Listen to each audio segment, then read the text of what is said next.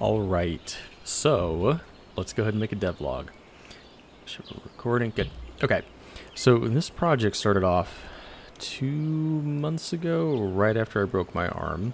And I decided, hey, you know what? My little niece, she's 6 years old, and she really likes the idea of collecting fairies out in the woods. And hey, that might be a fun little thing to go ahead and start. So we did. And my arm's better now. I'm a little bit burned out on the project. I'm not sure if we're going to finish it up. So let's just go ahead and take a walk around our little world here and see kind of what we have and, you know, maybe get some feedback and see if I should finish it or not. So, of course, we got our kind of stand-in character here.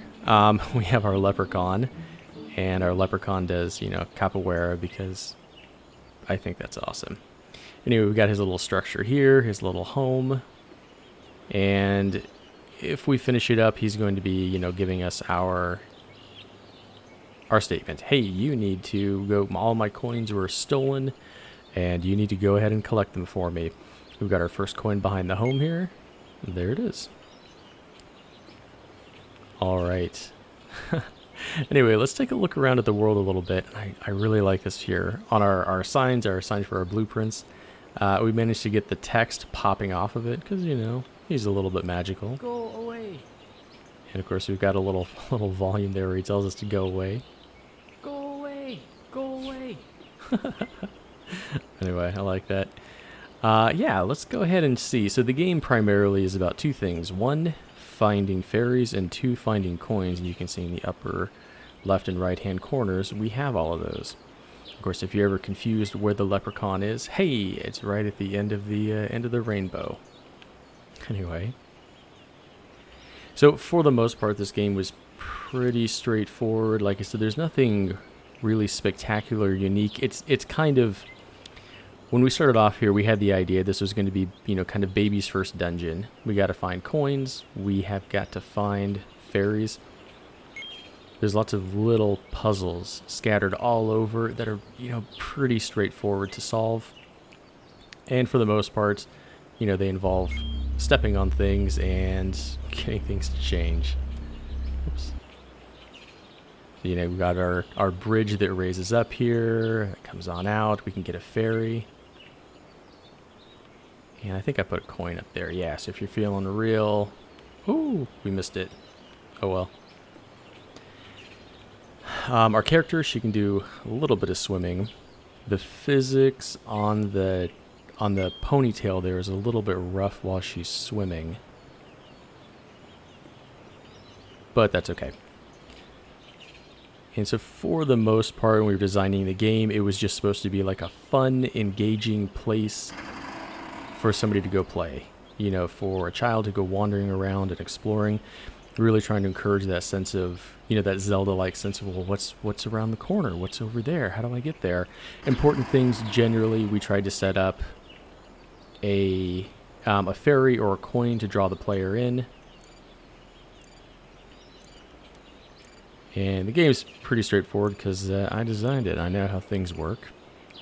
But if you manage to figure out to go towards the light in the requisite amount of time, you can blow up the castle gate. Yeah, which is kind of fun. Our castle gate over here, this is kind of going to be our secret stash over here of a few things.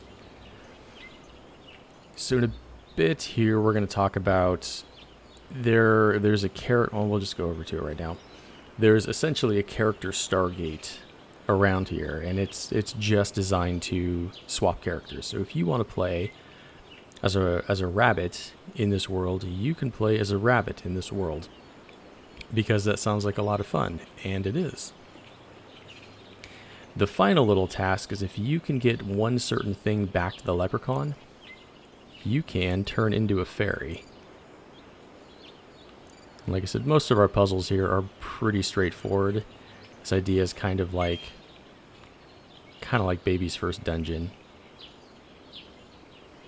But that's okay. Everybody's got to start somewhere. In this game here, nothing can kill you, nothing can hurt you, you can't die. There's no fail state. None of the puzzles are designed so that you automatically fail, or you fail in such a way that, hey, game over, because personally, I hate that kind of stuff. Yeah, I don't like that at all. Some of them require, ooh, a little bit more, you know, dexterity to get to, like making that jump right there. But that's okay. Yeah, most of the, well, the assets in the game here, it's about 50-50. So this character here, I think she's great. I didn't design her. I probably wouldn't want this as my primary character for, you know, a 6-year-old. I might want to put a couple more clothes on her. All right, so here we have our character swapping Stargate. So we can see we can turn into, ooh, there goes a little wild bunny rabbit. We can turn into a bunny rabbit, which is a lot of fun. Where'd our wild bunny go? Hey, there's a wild bunny. You can see there, they will chase you all over. And of course, bunny rabbits, you know, they don't have pockets, so they can't keep... So cute. They can't hang on to your coins, they can't hang on to your fairies, they can't collect anything. It's stored over there, but that's okay. And we have the option of playing some... Oh, we got a fairy right there. Playing some soccer, and this would kind of be, you know, Baby's First Dungeon equivalent of a... Oh, yeah, hello, bunny. Of a boss fight. And let's go ahead and take a quick little peek at that. Come over here, and we can go ahead and spawn in our bunny and our soccer ball. And you can see we've got our little bunny who plays soccer with us. Oh, but he's so good. He's so good. A lot of times he'll run it right... Oh, he'll run that soccer ball right into the water. His AI needs a little bit more work to get it fleshed out. Yeah, and for even, you know, me, who's played video games for a couple of minutes and built it from the ground up, it's still a little bit tricky. But that's good. Things should be a little bit tricky. Not everything should be immediately easy. Because it's great when you play a game and you beat... Oh, can we get it? Can we get it? Can we get it? Hey, we got our goal there. Yes. Order with a couple of coins, and I think we picked up a fairy on the field. Nope, there it is. Anyway, yeah, so generally I dislike it when you play a game and you get everything, you know, on the first shot and it's totally easy and there's no problems. Not really my favorite. Let's get the bunny because the bunny rabbit goes a little bit faster here. Yeah, so our environment, it's really just, you know, small little puzzles, a couple of challenges, and just wander around, see what's there, see what's there to find. And I think for the most part it was pretty fun. The final little bit here, which of course we haven't filled in, is if you collect enough stuff, you can turn into a fairy. So you saw our little character swapper Stargate back there has some extra things on it. It has one extra chevron. Has one extra chevron on it.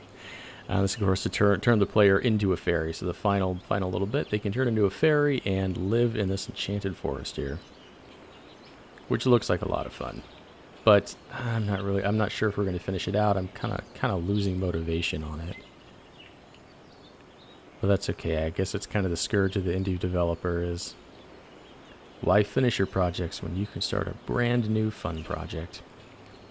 Anyway, okay, well, I think that's probably about it for this devlog here. There's more stuff to see and explore, and hey, you know, let me know if you think this is something you might be interested in, or maybe age-appropriate kids might be interested in, and we'll go ahead and finish it up. Obviously, we're not going to charge any money for this one. We're just going to put it out on itch.io and call it a day.